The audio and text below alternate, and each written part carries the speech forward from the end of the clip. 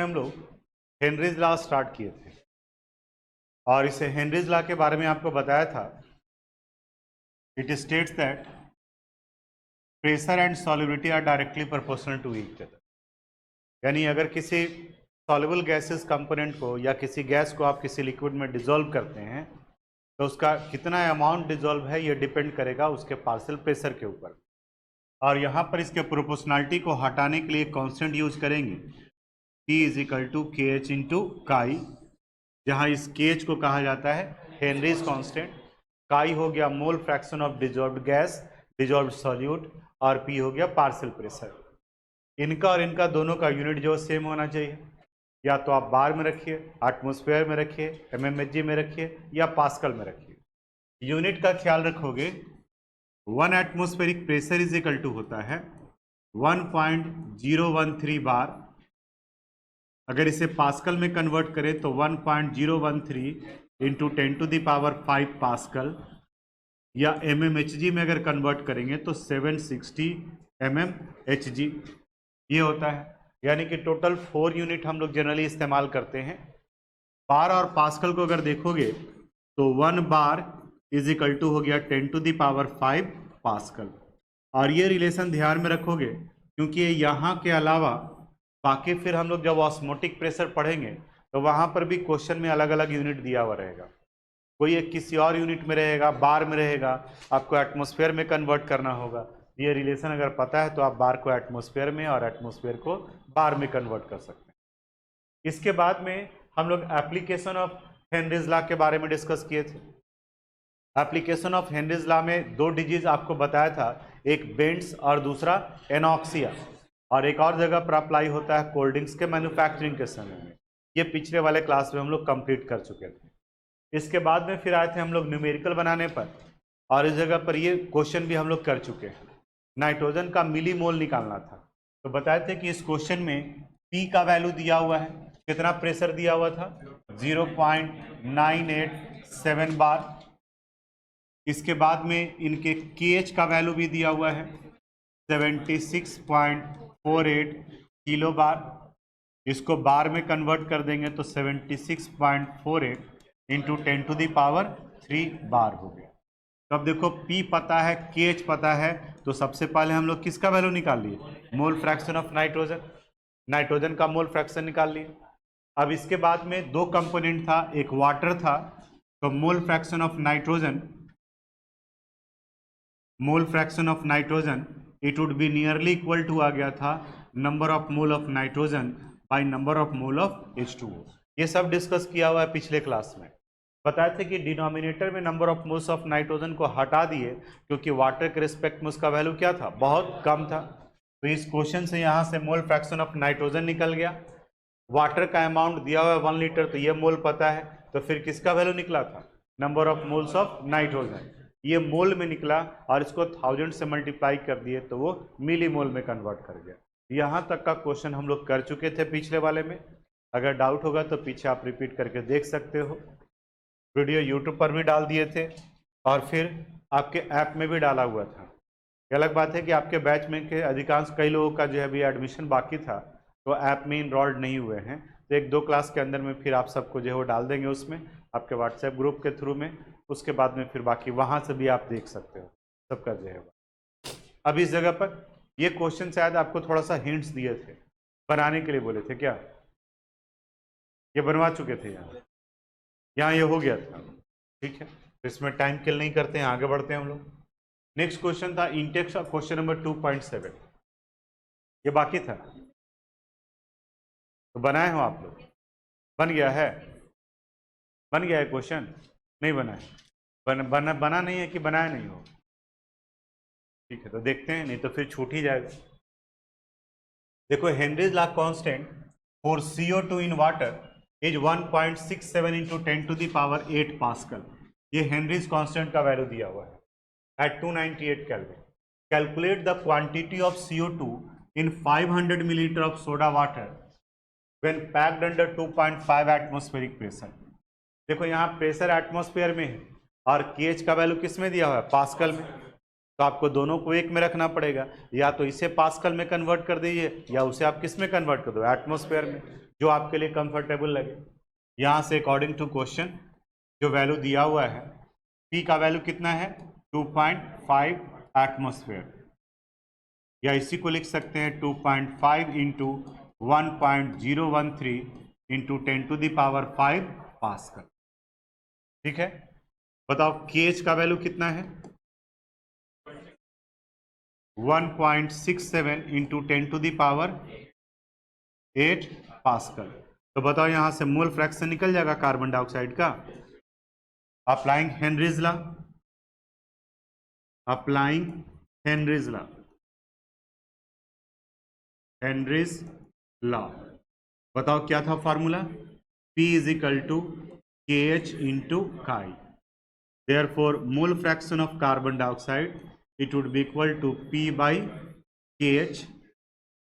P का value 2.5 into 1.013 into 10⁵ divided by 1.67 into 10⁸। 10 का power तो दिख रहा है कि ऊपर में जाएगा तो 10⁻³ में कन्वर्ट कर जाएगा। इसको डिवाइड कर देते हैं 2.5 इंटू 1.013 डिवाइडेड बाई 1.67, ये वैल्यू आ गया 1.51646, तो 1.52 कर दे रहे हैं, यानी 1.52 इंटू 10⁻³ ये मोल फ्रैक्शन आया। यहाँ पर भी देख रहे हैं कि ये वैल्यू बहुत छोटा है, और सोडा वाटर का अमाउंट कितना दिया हुआ है 500 मिलीलीटर। अगले स्टेप में बढ़ जाते हैं। Now number of moles of water H2O, ये आ जाएगा 500 डिवाइडेड बाई 18, 500 डिवाइडेड बाई 18 कर देते हैं, ये 27.777 यानी 27.78। और अमाउंट कार्बन डाइऑक्साइड का निकालना है, ये निकालना है mole fraction of carbon dioxide, it is equal to number of moles of carbon dioxide by number of moles of carbon dioxide plus number of moles of water, and it would be nearly equal to number of moles of CO2 by number of moles of H2O. क्यों? Because the number of moles of carbon dioxide is very small in comparison to number of moles of water. कैसे पता चला? इसके mole fraction value से। ये 10⁻ कितना आ रहा है -3 आ रहा है, जबकि दो ही कंपोनेंट है और दोनों का सम कितने के बराबर होता है 1 के बराबर। ये बहुत छोटा है इसलिए उसको नेग्लेक्ट कर दिए। अब अगले स्टेप में therefore number of moles of CO2 it would be equal to mole fraction of CO2 into number of moles of H2O. Mole fraction of CO2 का वैल्यू कितना था 1.52 इंटू 10⁻³ और इनका वैल्यू 27.78 निकल जाएगा। नोट कर लीजिए जिन लोगों से। ये देखो क्वेश्चन एक्सरसाइज का है 2.13, यहाँ कर है the partial pressure of ethane over a solution containing 6.56 into 10⁻³ gram of ethane is 1 bar. If the solution contain 5 into 10⁻² gram of ethane then what shall be the partial pressure of the gas. यानी ये conditional problem है। जैसे 11th class में आप formula पढ़ेंगे P1 V1 is equal to P2 V2, कुछ उसी तरीके से यहाँ पर भी अप्लाई किया गया है। इथेन ही दिया हुआ है, यानी कि दोनों कंडीशन में KH का वैल्यू सेम रहेगा, कंपोनेंट एक ही है। एक में कह रहा है कि जब अमाउंट इतना दे रहे हैं तो प्रेशर का वैल्यू 1 बार है, तो जब इतना अमाउंट करेंगे तो फिर प्रेशर का वैल्यू कितना होगा। तो देखो हम लोग पढ़े क्या हैं, according to Henry's law, board पर देखना थोड़ा सा, according to Henry's law P is directly proportional to क्या होता है काई। देयरफॉर हम लोग लिख सकते हैं P1 by P2 is equal to chi by chi. अब अगर दूसरा कंपोनेंट सेम है तो mole fraction number of mole पर डिपेंड करता है, तो इसी को हम लोग और लिख सकते हैं, और P1 by P2 it would be equal to N1 divided by N2। अब जब नंबर ऑफ मोल एक ही केमिकल सब्सटेंस है तो केमिकल सब्सटेंस का मोलर मास का वैल्यू भी क्या होगा, सेम। तो यहाँ भी mass by molar mass, mass by molar mass करेंगे तो मोलर मास दोनों का वैल्यू क्या हो जाएगा, कैंसिल हो जाएगा। तो और इसे हम लोग लिख सकते हैं P1 by P2 would be equal to M1 by M2। ध्यान से समझना कैसे कैसे कैंसिल हो रहा है। रेशियो जब निकाल रहे हैं तो वो पार्ट जो दोनों में कॉमन है वो तो कैंसिल आउट हो जाएगा ना। यहाँ पर काई का डायरेक्टली प्रोपोर्शनल है तो काई1 बाई काई2, काई मोल फ्रैक्शन है तो मोल फ्रैक्शन है तो ये जो दूसरा कंपोनेंट है वो कांस्टेंट है, तो उसका रेशियो जब नीचे में रखेंगे तो यहाँ और यहाँ वो दोनों कैंसिल हो गया। तो एक दोनों का नंबर ऑफ मोल है, ये भी इथेन है और ये भी इथेन है, तो मोल का फार्मूला है मास बाई मोलर मास। तो इथेन का 30 हो गया तो मास बाई 30, मास बाई 30, 30 दोनों क्या हो जाएगा, कैंसिल। इसलिए मास को हम लोग लेकर के चले। अब देखो यहाँ क्वेश्चन में नाउ बताओ तो P1 का वैल्यू कितना दिया हुआ है, 1 बार। आपसे पूछा क्या जा रहा है, P2 का वैल्यू। M1 यानी कि फर्स्ट कंडीशन में मास कितना दिया हुआ है, 6.56 इंटू 10⁻³ ग्राम। और M2 का वैल्यू कितना दिया हुआ है, 5.00 इंटू 10⁻² ग्राम। बताओ तो निकल जाएगा। M1 पता है, M2 पता है, P1 पता है, तो सिर्फ किसका वैल्यू निकालना है, P2 का। एक तो तरीका ये हो गया। दूसरा तरीका ये हो सकता था कि फर्स्ट वाले कंडीशन में P का वैल्यू ये है, यहाँ इसका अमाउंट दिया हुआ है, तो आप मूल फ्रैक्शन से फिर KH का वैल्यू निकालो और पहले वाले केस में जो KH का वैल्यू होगा उसको फिर दूसरे वाले में पुट करोगे तो फिर जाकर के आपका मास का ये इसका प्रेशर का वैल्यू निकलेगा, लेकिन वहाँ पर कैलकुलेशन बहुत ज़्यादा बढ़ जाएगा। अब आप इसको नोट कर लीजिए। यहाँ पे थोड़ा सा एक स्टूडेंट का क्वेश्चन था कि ये क्यों कर दिए, कैसे कर दिए। अब इसको थोड़ा सा बेसिक वाले पार्ट की तरफ में लेके चलते हैं। देखना यहाँ P is directly proportional to है काई, और इसी को लिख सकते हैं हम लोग P would be equal to KH into chi, लिख सकते हैं। और देखो तो इसे लिखा जा सकता है P बाई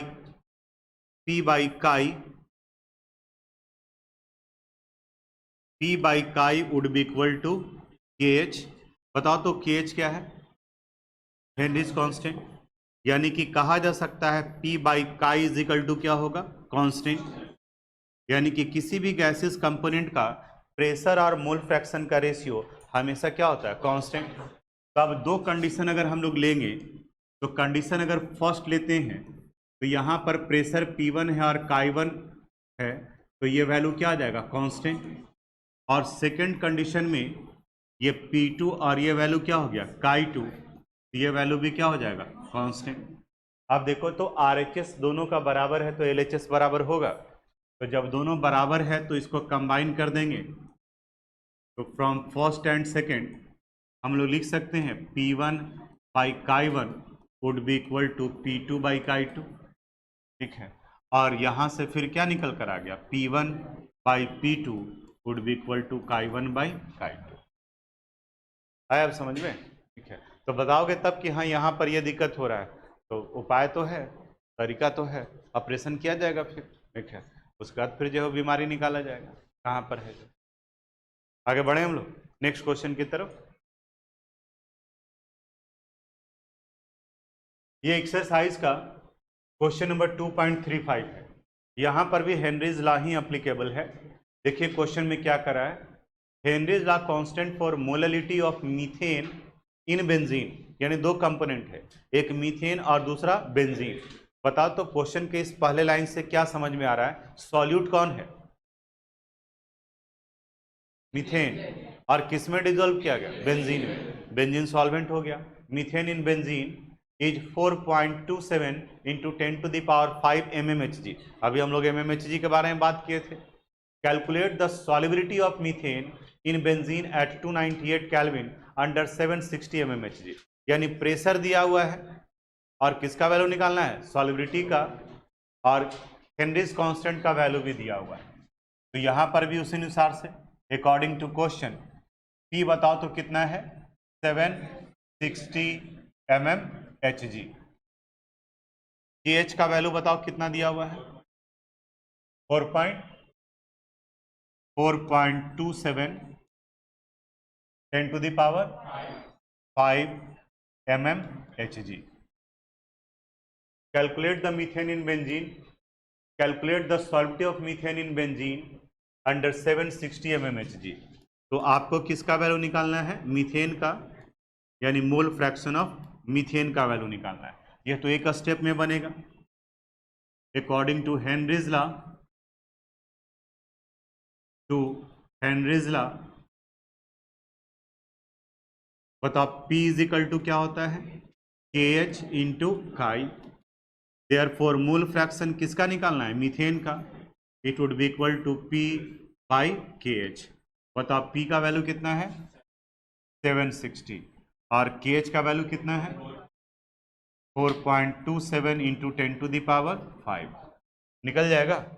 ये मोल फ्रैक्शन का वैल्यू आएगा। वैल्यू छोटा दिख रहा है यहीं पर, 10 का पावर ऊपर में जाएगा तो -5 हो जाएगा, क्योंकि गैस का सॉलिडिटी किसी लिक्विड में बहुत ही कम होता है। सोल्व कर लेना है, वैल्यू लिख लेना है इसका। पर दिखाई दे रहा होगा, ये सुन लो पहले, उसके बाद से अब लिखवा देंगे। Volatile and non volatile substance. Under 10th class में आप पढ़ोगे, जब साइंस बताया गया होगा तब। वैसे सब्सटेंस जिसको अगर हीट करते हैं और जो गैसेस फॉर्म में कन्वर्ट करता है उन्हें वोलाटाइल कहा जाता है, और जो गैसेस फॉर्म में कन्वर्ट नहीं करते हैं उन्हें नॉन वोलाटाइल कहा जाता है। जैसे अगर हम लोग साल्ट सॉल्यूशन की बात करते हैं, तो साल्ट सॉल्यूशन बनाने के लिए कॉमन साल्ट को वाटर में डिजोल्व कर दी, ये साल्ट सॉल्यूशन यानी कि ब्राइन बन गया। अब बताओ तो इसमें दो कंपोनेंट है, तो दोनों के दोनों वोलाटाइल है या कोई एक ही वोलाटाइल है? अगर इस साल्ट सॉल्यूशन को आप हीट करोगे तो वाटर वेपर में कन्वर्ट करेगा, लेकिन साल्ट बचा हुआ रह जाएगा।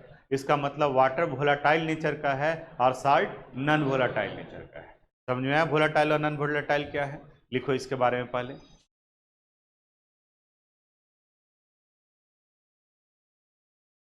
देखिए, the substance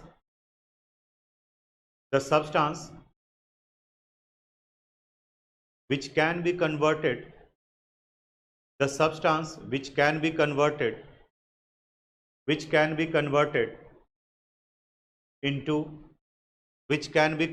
into its gaseous form is called volatile,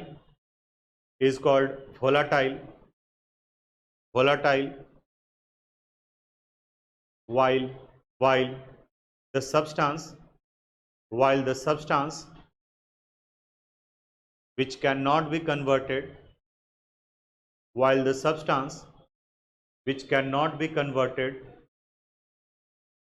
into gaseous form is called non-volatile substance.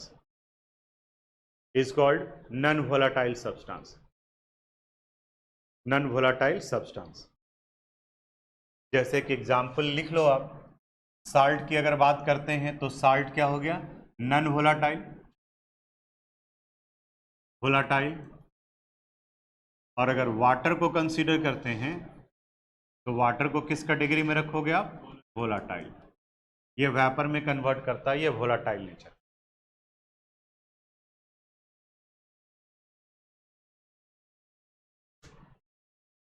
ठीक है।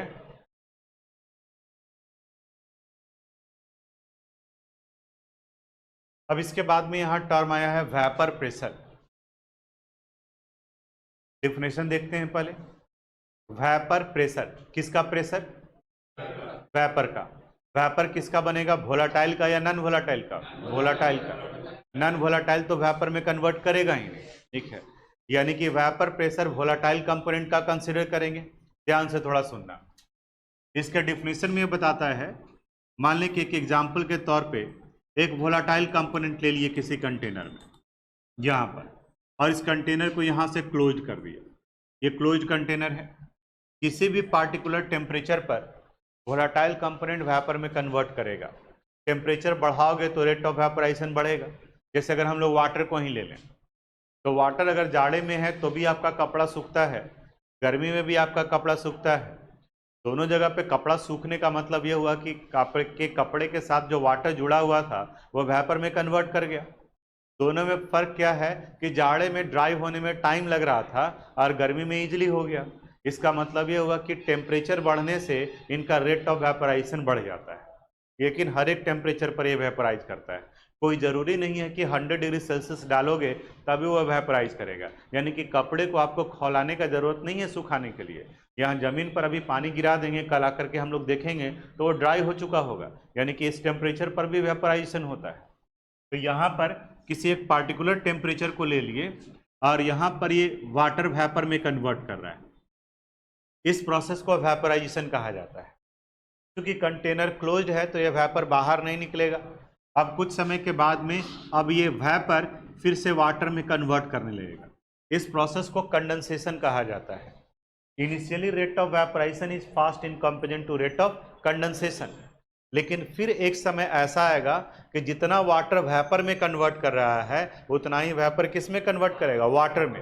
And that state is called equilibrium state. उसे इक्विलिब्रियम स्टेट कहा जाता है, where rate of vaporisation become equal to rate of condensation. अब यहां बताता है कि in equilibrium condition the pressure exerted by the vapour either on the surface of liquid और on the wall of container is called vapour pressure. Definition फिर से समझो। Vapor pressure is the pressure of volatile liquid. Vapor pressure, pressure of vapor which exerted on the wall of container or on the surface of liquid, और किस condition में, equilibrium condition में, at equilibrium condition. It is directly proportional to temperature, यानी कि if temperature increases vapour pressure also increases. लिखिए, लिखवा देते हैं। लिखो, the pressure exerted by the vapor, the pressure exerted by the vapor of a volatile liquid, vapor of a volatile liquid on the surface of liquid, on the surface of liquid or on the wall of container, or on the wall of container in equilibrium state, wall of container in equilibrium state is called vapor pressure, is called vapor pressure. Vapor pressure. Paragraph change. Vapor pressure is a surface phenomenon. Vapor pressure is a surface phenomenon, and it increases on increasing the temperature, and it increases on increasing the temperature,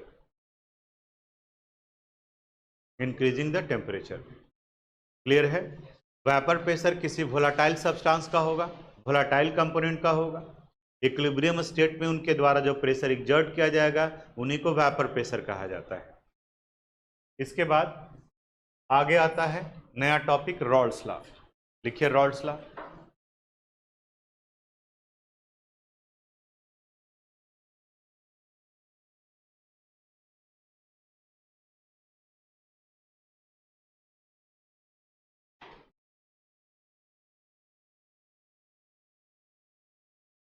लिख लिए?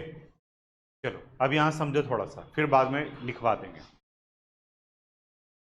Suppose एक binary solution है, बताओ तो binary solution में कितने component? दो, ए और बी, और दोनों के दोनों कंपोनेंट वोलाटाइल नेचर के हैं। ए भी वोलाटाइल नेचर का है और कंपोनेंट बी ये भी वोलाटाइल नेचर का है। वोलाटाइल, यहां पर कंपोनेंट ए को रखे हैं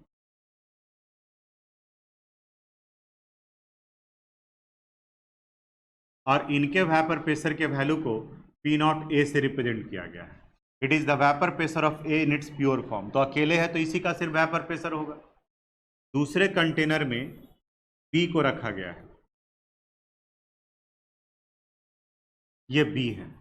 अब इस कंडीशन में इनका जो वेपर प्रेशर वैल्यू होगा उन्हें क्या कहा जाएगा, पी नॉट बी। अब कह रहा है कि अगर इन दोनों कंपोनेंट को आप मिक्स कर देते हैं और किसी सॉल्यूशन का फॉर्मेशन करते हैं, अब इस सॉल्यूशन में ए के भी कंपोनेंट होंगे और बी के भी कंपोनेंट होंगे। अब ए का भी कंपोनेंट हो गया और बी का भी कंपोनेंट। तब यहां बताता है कि इस कंडीशन में ए के द्वारा जो प्रेशर एग्जर्ट किया जाएगा, वेपर प्रेशर होगा, उसे पी ए। बी का जो वेपर प्रेशर वैल्यू आएगा उसे क्या कहा जाएगा, पी बी। और इन दोनों का जो सम आएगा वो किसे रिप्रेजेंट करेगा, पीटी को। अब यहां थोड़ा ध्यान से समझना, वेपर प्रेशर एक सरफेस फिनोमेनन है। जब ए अकेले था तो ए पर पूरे के पूरे सरफेस पर ए के ही कंस्टिट्यूएंट थे, यहां पर सिर्फ बी के ही कंस्टिट्यूएंट है। लेकिन जब यहाँ पे मिक्स कर रहे हैं तब इसके सरफेस पर ए के साथ साथ किसके भी कंस्टिट्यूएंट प्रेजेंट होंगे, बी के भी कंस्टिट्यूएंट प्रेजेंट होंगे। तब पहले के रिस्पेक्ट में अब इनका सरफेस एरिया वैल्यू क्या हो गया, घट गया। और जब सरफेस एरिया घटेगा तो वेपर प्रेशर का वैल्यू भी घटेगा। तो रॉल्स लॉ ये बताता है कि जब हम लोग दो वोलाटाइल कंपोनेंट को मिक्स करके किसी सॉल्यूशन का फॉर्मेशन करते हैं तो पार्शियल प्रेशर ऑफ ए और पार्शियल प्रेशर ऑफ बी कितना होगा, ये डिपेंड करता है कि ए का मोल फ्रैक्शन कितना है और बी का मोल फ्रैक्शन कितना है। जिसका मोल फ्रैक्शन ज़्यादा होगा उसका ही वेपर प्रेशर का वैल्यू ज़्यादा आएगा, उसी का पार्शियल वेपर प्रेशर ज़्यादा होगा। जैसे अगर मान लिया कि 20 बच्चे पढ़ रहे हैं एक बैच में और वो 20 के 20 जगह पढ़ने वाले हैं, अब 10 उसमें नहीं पढ़ने वाले को मिला दिए तो टोटल तो 30 हो गया। तो अब बताओ तो जो माहौल था क्लास का पढ़ने वाला अब वही रहेगा या बदल जाएगा, बदल जाएगा। जो नहीं पढ़ने वाला है वो भी अपना इम्पैक्ट डालेगा। लेकिन अगर पढ़ने वाला का परसेंटेज ज़्यादा है तो पढ़ाई वाला पार्ट जो ज़्यादा होगा। और वहीं अगर नहीं पढ़ने वाले ज़्यादा चले आए और पढ़ने वाले का नंबर अगर कम हो गया तब उस कंडीशन में जो नहीं पढ़ने वाला है उसका इफेक्ट जो है उस बैच के ऊपर में ज़्यादा पढ़ने वाला है, जो कि होता है, आप जनरली फील करते होंगे कई जगह पर। अब यहाँ पर ए और बी, रॉल्स लॉ क्या बताता है, रॉल्स लॉ बताता है partial vapour pressure of a component is directly proportional to the mole fraction of the component in solution. और यहाँ पर प्रोपोर्शनलिटी को हटाते हैं तो P A is equal to आ जाएगा P naught A into chi A, ये इक्वेशन फर्स्ट। उसी तरह से पी बी अगर निकालें तो it would be directly proportional to क्या हो जाएगा, chi B, and P B would be equal to P naught B into chi B. इसे इक्वेशन सेकंड मान ली। और टोटल प्रेशर सॉल्यूशन में P T it would be equal to partial pressure of A and partial pressure of B. फिर से समझो Rawls law क्या बताता है, रॉल्स लॉ बताता है कि अगर दो वोलाटाइल कंपोनेंट है ए और बी, ए का vapour pressure in its pure form P naught ए है, बी का in its pure form P naught B है, यानी जब अकेले अकेले तब उसी का पूरा लगेगा। जैसे इसके ऊपर में हम फोर्स अप्लाई कर रहे हैं तो हम 20 न्यूटन का फोर्स अप्लाई कर रहे हैं। आप में से किसी को बुला लिए और बोले कि आप भी इसके ऊपर में फोर्स अप्लाई करो, तो आप 30 न्यूटन का फोर्स अप्लाई कर रहे हैं। तो बताओ तो इस बोर्ड के ऊपर में टोटल फोर्स कितना लग रहा है, 50, 20 प्लस 30, वही यहाँ पर ये टोटल आ गया पीटी का वैल्यू। अब इस 50 में मेरा जो कंट्रीब्यूशन होगा वो मेरा पार्शियल फोर्स कहा जाएगा और आपका जो कंट्रीब्यूशन होगा वो आपका पार्शियल फोर्स कहा जाएगा। तो यहाँ पर जब सॉल्यूशन बना दिए तो इस सॉल्यूशन में ए का जो कंट्रीब्यूशन होगा वो पार्शियल प्रेशर ऑफ ए और बी का जो कंट्रीब्यूशन होगा वो पार्शियल प्रेशर ऑफ बी हो जाएगा। आया समझ में? अब इसको लिखवा देते हैं। अब यहाँ पर रॉल्स लॉ को ही दो पार्ट में बांटा गया है, वही पार्ट है जो अभी हम लोग डिस्कस किए। दोनों को एक साथ में डिस्कस करेंगे तब समझ में आएगा। बोर्ड पे देखो थोड़ा सा, उसके बाद फिर लिखवा देंगे। Vapour pressure of liquid in liquid, इसका मतलब ये हुआ कि दोनों के दोनों कंपोनेंट वोलाटाइल नेचर के, ए भी वोलाटाइल है और बी भी वोलाटाइल है। तो इस वाले कंडीशन में ये बताया गया कि ए वोलाटाइल नेचर का है, वोलाटाइल, और बी भी किस नेचर का है, वोलाटाइल नेचर का है, यानी कि दोनों का वेपर प्रेशर बनेगा। ए के वेपर प्रेशर का प्योर फॉर्म में वैल्यू है पी नॉट ए, तो बी का प्योर फॉर्म में कितना होगा, पी नॉट बी। और जब इनको मिलाया जा रहा है तब उस कंडीशन में इनका मोल फ्रैक्शन काई ए और इनका मोल फ्रैक्शन काई बी। अब रॉल्स लॉ अप्लाई करते हैं। तो अकॉर्डिंग टू रॉल्स लॉ अभी आप पढ़े हो वही रिपीट हो रहा है दोनों जगह पे, इसके बाद भी वही आएगा। बताओ P A would be directly proportional to क्या लिखेंगे, काई ए, और लिखा जा सकता है P A would be equal to P naught A into chi A. ये इक्वेशन फर्स्ट हो गया। P B would be equal to directly बताओ क्या लिख सकते हैं, P naught B into chi B. ये इक्वेशन सेकंड हो गया। और total pressure P T would be equal to क्या लिख सकते हैं, P A plus P B. तो आप डायरेक्ट ये भी लिख सकते हो, इसको चाहो तो आप इसको हटा भी सकते हो, क्योंकि रॉल्स लॉ में आगे तो हम लोग लिख ही चुके थे। तो P A is equal to P naught A into chi A, P B is equal to P naught B into chi B, और पूरे सॉल्यूशन का total vapour pressure P A plus P B है। इसी को कई जगह पर numerical बनाते वक्त में लिखा जाता है P T would be equal to P naught A into chi A plus P naught B into chi B. ये टोटल प्रेशर का हुआ, कोई दिक्कत। पी ए की जगह पर P naught A into chi A और पी बी की जगह पर P naught B into chi B. दूसरे कंडीशन में कर रहा है कि vapour pressure of solid in liquid, यानी कि अगर किसी सॉलिड को डिसॉल्व कर दिया गया लिक्विड में, तब उस कंडीशन में क्या होगा। तो मान लिया कि ए है जो वोलाटाइल लिक्विड है, बोर्ड पर देखना थोड़ा सा, वोलाटाइल लिक्विड, और बी जो डाला गया है वो नन वोलाटाइल सॉलिड है, नन वोलाटाइल सॉलिड है। अब प्योर फॉर्म में इनका वेपर प्रेशर वैल्यू कितना होगा, पी नॉट है, इनका वेपर प्रेशर कितना होगा, पी नॉट बी, और ये कितने के बराबर, 0। बता सकते हो पी नॉट बी का वैल्यू 0 क्यों लिखे, क्योंकि ये किस नेचर का है, नन वोलाटाइल, ये वेपर प्रेशर में कन्वर्ट करेगा ही नहीं, लेकिन मिलाएंगे तो ये मूल फ्रैक्शन में तो कंट्रीब्यूशन आएगा इसका। इनके मूल फ्रैक्शन का वैल्यू है काई ए और इनके मूल फ्रैक्शन का वैल्यू काई बी। अब रॉल्स लॉ अप्लाई करते हैं, applying Raoult's law, applying Raoult's law. यहां पे रॉल्स लॉ अप्लाई करेंगे तो बताओ P A would be equal to क्या लिख सकते हैं, P naught A into chi A. Equation first हो गया। P B would be equal to क्या होगा, P naught B into chi B, and it would be equal to 0। बता सकते हो 0 क्यों हो गया, पी नॉट बी का वैल्यू क्या है, 0। ये इक्वेशन सेकंड हो गया। अब total pressure P T would be equal to P A plus P B, या और लिख सकते हैं P T would be equal to P ए। इसका मतलब ये हुआ कि अगर दोनों कंपोनेंट वोलाटाइल हैं तो टोटल वेपर प्रेशर यानी कि सॉल्यूशन का वेपर प्रेशर इनके sum of partial vapour pressure of both component यानी P A plus P B के बराबर होगा। लेकिन अगर कोई एक नन वोलाटाइल नेचर का है जैसे यहाँ पर, तो सॉल्यूशन का वेपर प्रेशर सॉल्वेंट के यानी जो वोलाटाइल कंपोनेंट है उनके वेपर प्रेशर के ही बराबर होगा, क्योंकि दूसरा तो उसमें इन्वॉल्व होगा नहीं। बोलो कहीं कोई दिक्कत। तो ये वाला पार्ट अब लिखो, इसको लिखवा देते हैं, हेडिंग डालो, फिर statement लिखवाएंगे।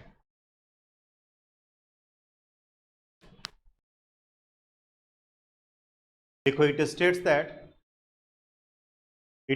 That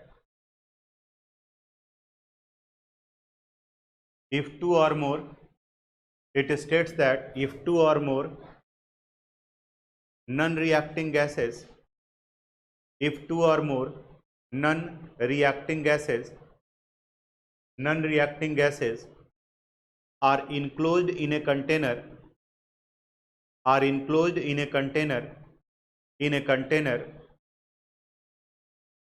then the total pressure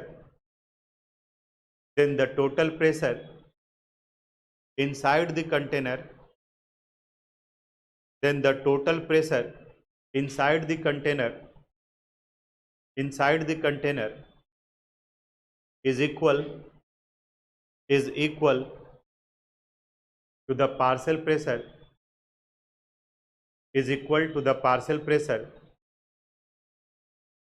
of all the gases, partial pressure of all the gases।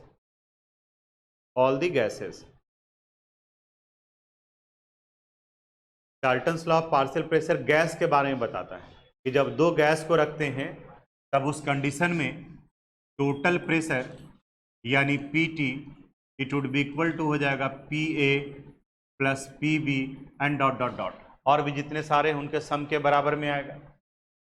अगर पी ए और पीटी के बीच में रिलेशन निकालना हो तो P A would be equal to आता है यहाँ पर P T into chi A, P B would be equal to बताओ इसी अनुसार से P T into chi B and so on. Note कर लीजिए relation. Thanks for watching this video.